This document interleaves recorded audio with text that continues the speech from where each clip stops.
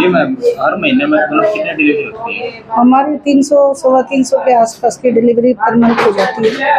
अगर बहुत अगर रिपोर्ट दे दिया जाए, 5 साल पहले में और अब में कितना डिलीवरीज ऐसे ही रहती है, कभी 250, कभी पौने 300, कभी 300, कभी कुछ महीनों में 300 से ऊपर भी चली जाती हैं, कुछ महीनों में 300 से नीचे चली जाती हैं।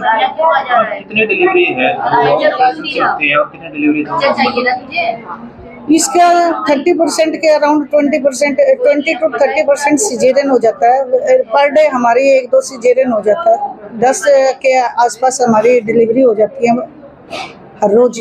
हमारी डिलीवरी जिसमें से 1-2 डिलीवरी सिजेरियन से होती है, बाकी सभी हमारी नॉर्मल डिलीवरी होती है। कोशिश यही रहती है कि नॉर्मल कराई जाए, लेकिन जिसमें ज़्यादा ज़रूरत होती है, जो पहले ऑपरेशन से बच्चा हुआ या बच्चे में कोई दिक्कत आ जाती है, बच्चे की धड़कन कम हो जाती है या बच्चा पेट में ही पोटी कर देता है, तो उस केस में हमें सिजेरियन कराने की आवश्यकता पड़ती है। उन्हीं केसेस में सिजेरियन जो मैम ऑपरेशन से वो अच्छा है, वो किसी का खतरा ज़्यादा बना है?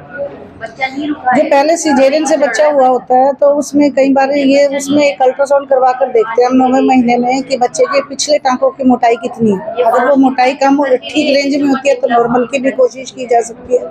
अगर वो मोटाई कम हो रही होती है तो हमें उसका भी दोबारा से दूसरी बार भी उसका ऑपरेशन से ही बच्चा निकालना पड़ता है। डॉक्टर की जो अगर कमी लगाई जाए तो गायनी वार्ड में कितने डॉक्टर है फिलहाल? गायनी में अब तो गायनाकोलॉजिस्ट तो देखो एक ही है हमारी। गायनाकोलॉजी एक दूसरी आई थी, लेकिन वो आने से पहले ही ट्रांसफ़र हो गई उनकी। ठीक है, तो हमारे पास एक ही गायनाकोलॉजिस्ट है, जो 5 की पोस्ट होती है। 4 से 5 गायनाकोलॉजिस्ट एट ए टाइम हमें चाहिए, राउंड द क्लॉक, ताकि 24 घंटे हमारे सिजेरियन यहीं कर सके, हमें बाहर ना भेजना पड़े। तो मैम टोटल एक ही है? आपका नाम? डॉक्टर मंजू सिंह।